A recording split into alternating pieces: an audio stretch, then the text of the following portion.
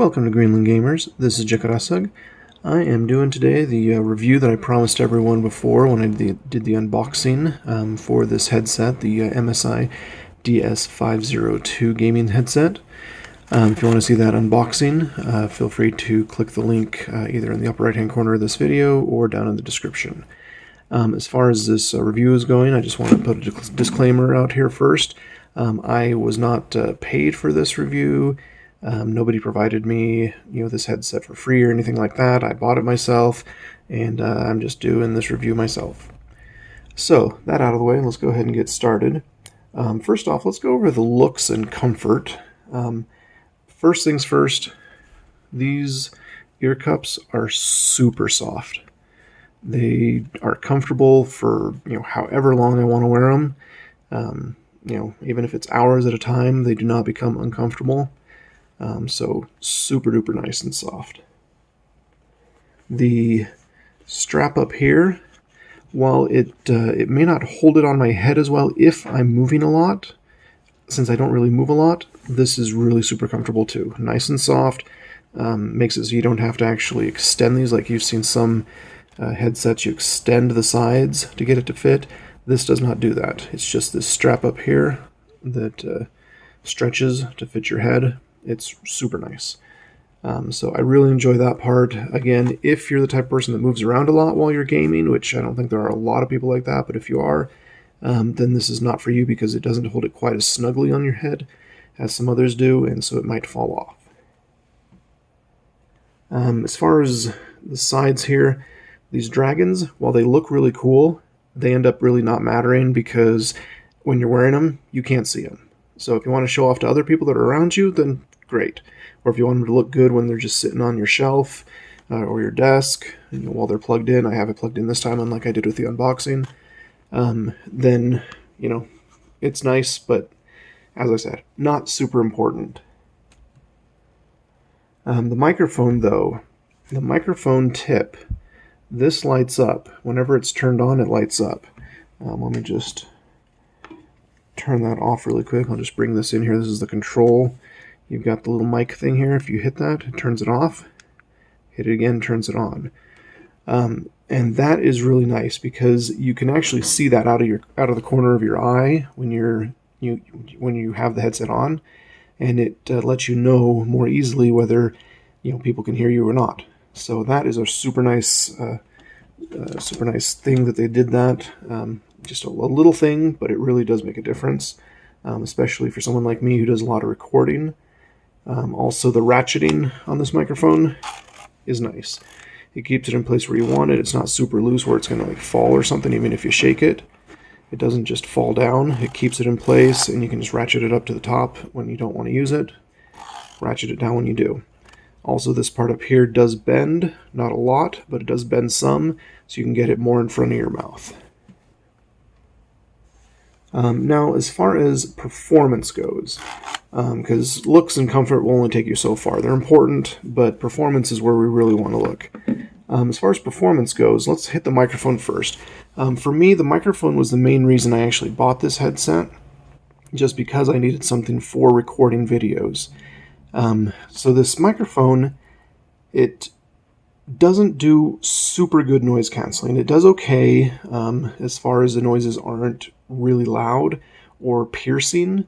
In one of the videos, you may have watched me on a Crucible video, there was actually a time when I had my bread machine going in the background. I make homemade bread in a bread machine, and it started beeping, telling me it was at a certain point in the process. Beeping like that did get picked up, even though it was a bit of ways from my headset. I still picked it up. Other things, like lower noises, like a rumble of a lawnmower outside, that typically gets blocked out as long as it's not super loud. Same thing for the most part with cars going by, things like that. If it's really loud, then it'll pick it up, but otherwise, even though you hear it, it typically won't pick it up. So it's got okay noise cancellation, not amazing. For my purposes, it's pretty much sufficient, but it would be nice if it was better. That's one thing that I really do wish that they'd done better on this. As far as the volume on the mic goes, There is a little bit of an issue with it when you first start out. Now, when I first started out with this, I just plugged it in, didn't install any drivers or anything. I just let Windows 10 choose the drivers, and it ended up not recording things very well. You can tell in some of my videos, especially the Throwback Thursday for the Chex Quest HD, that one I was still working with it, and it didn't actually pick up my voice very well. The reason for that is that it comes defaulted to be kind of low. What you need to do is actually install the drivers. Let me go ahead and show you what that does, or how to do that. So to install that driver or utility, what you need to do is go to this website right up here. I'll have that in the description so it's easy to get to. Once you go to that website, you'll see you have a driver utility quick guide. Just leave it on driver and select your operating system. Most people will probably choose Windows 10 64-bit. Once you do that, there's only one option here. Just click the plus and then hit the down arrow. That'll download it. I've already downloaded it earlier here. Hit this if you're in Google Chrome and just show in folder. It'll take you directly to that folder. Otherwise, Alt-J, Control-J will typically open that up for most browsers, so you can see your list of downloads. I've got it right here on the desktop already. If you right-click that and choose Extract All, just make sure the Show Extracted Files When Complete is selected. You can leave this as default. It doesn't matter where it goes. And you hit Extract. I won't do that right now because that takes forever. But once you do that, it'll open you up to a folder that looks like this. Just open up the one folder there and then run this setup. This setup file will take you through. It doesn't take very long. Just choose all the default stuff. There's nothing special about it. Once that's all finished, then it'll give you a little icon on your desktop here, the DS502 gaming headset. If you open that, then you've got your utility. Now, when I started this, it opened up to the speakers, and they look like this. This is basically what it was when I first opened it up after the installation. And so this is an okay place to be. This doesn't really affect the microphone at all here. You have to click on the microphone on the left side, and then it'll show you your mic in. This mic in is the important part, because when I first got my microphone or my headset, the microphone was set down around 20 to 30, and that was just not enough. It was terrible for my recordings. Doing in-game party chat was not working. People couldn't hear me very well. And so after I got this utility in here and cranked it up towards the top, right now I've got it at 97, but anywhere between 90 to 100 it typically works fine. Then people can hear me just fine. It's loud and clear, no distortion or anything. It works really, really well. You can also change a few other things in here, like for example the equalizer stuff. You can change it to different modes, even do it in a manual mode if you want. But generally speaking, the only thing I've used this for is to change that mic volume. That's what it really needs in order to be a good headset. I think you can do the same in the Windows settings, but I haven't really checked, and I'm more familiar with this little utility here anyways, and it's a real quick download for the most part, so I recommend getting this utility if you have this headset. Alright, so now that we've talked about the microphone, let's go ahead and talk about the actual headphones here, where you hear the sound coming out, the speakers. They got a nice little red accent in there, that's kind of cool. But generally speaking, it does get loud and immersive. They're not made to be noise-canceling headphones, and so if you just have them on but not turned on, they don't filter out any sound really. If you have them on and your volume's turned up a decent amount, then you won't be able to hear other people around you really. They're good enough to do that. One thing about it that it doesn't really matter to me at all, but might be an issue for some. Right in here, you've got a bass boost button. This bass boost button really doesn't do anything. I tried it in a number of situations. It didn't seem to change anything at all. So nothing there. If you're looking for something that has a major bass boost or something on your headset, don't go for this headset. It's not really made for people that want to listen to music, even though it works great for that. But if you're an audiophile, you have to have the the crispest, cleanest sound. This isn't your headset. This is made for gaming. For gaming, it actually works really well. All right, so the last thing to talk about is the price or value of this headset, because that always comes into consideration.